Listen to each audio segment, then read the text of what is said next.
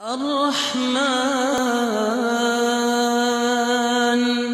علم القرآن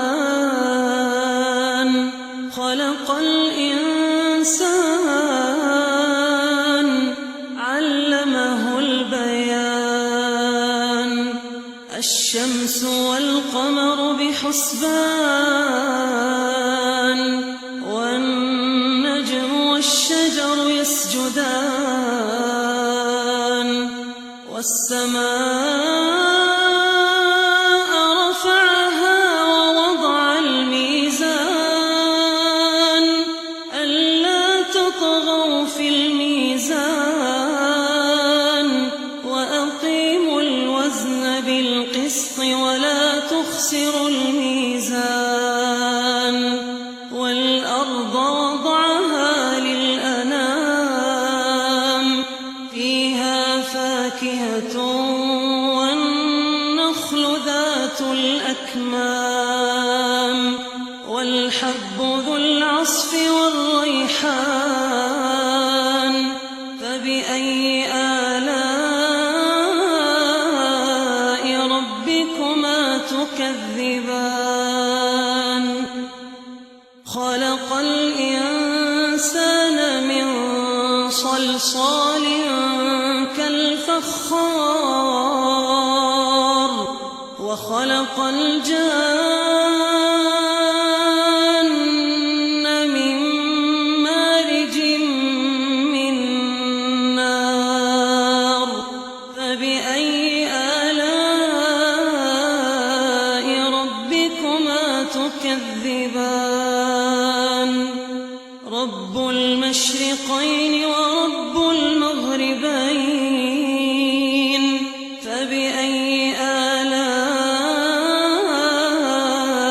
ربكما تكذبان مرج البحرين يلتقيان بينهما برزخ لا يبغيان فبأي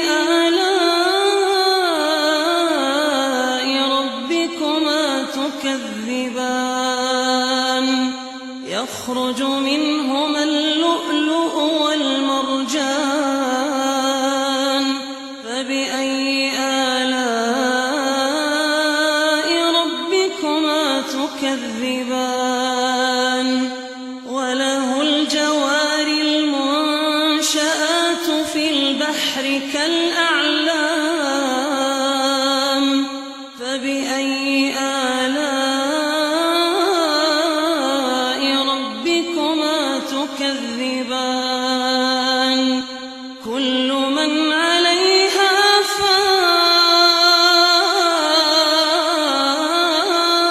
فان كل من عليها فان ويبقى وجه ربك ذو الجلال والإكرام فبأي آلاء ربكما تكذبان يسأله من في السماوات والأرض كل يوم هو في شأن فبأي آلاء ربكما تكذبان سنفرغ لكم أيها الثقلان فبأي آلاء ربكما تكذبان يا معشر الجن والإنس إن استطعتم أن تنفذوا من أقطار السماوات والأرض فانفذوا لا تنفذون إلا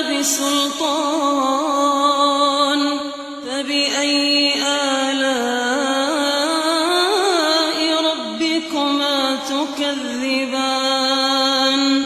يرسل عليكما شواظ من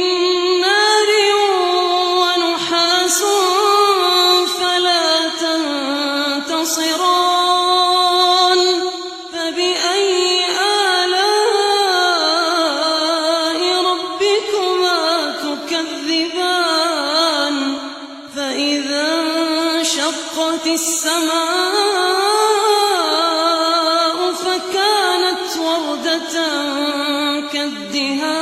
كالدهان فبأي آلاء ربكما تكذبان فيومئذ لا يسأل عن ذنبه إنس ولا جان فبأي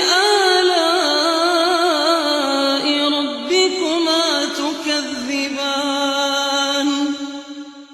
يعرف المجرمون بسيماهم فيؤخذ بالنواصي والأقدام فبأي آلاء ربكما تكذبان هذه جهنم التي يكذب بها المجرمون يطوفون بينها وبين حميم آن فبأي آلاء ربكما تكذبان ولمن خاف مقام ربه جنتان فبأي آلاء ربكما تكذبان ذواتا أفنان فبأي آلاء ربكما تكذبان فيهما عينان تجريان فبأي آلاء ربكما تكذبان فيهما من كل فاكهة زوجان فبأي آلاء ربكما تكذبان متكئين على فرش بطائنها من استبرق وجنى الجنتين دان فبأي آلاء ربكما تكذبان فيهن قاصرات الطرف لم يطمثهن إنس قبلهم ولا جان فبأي آلاء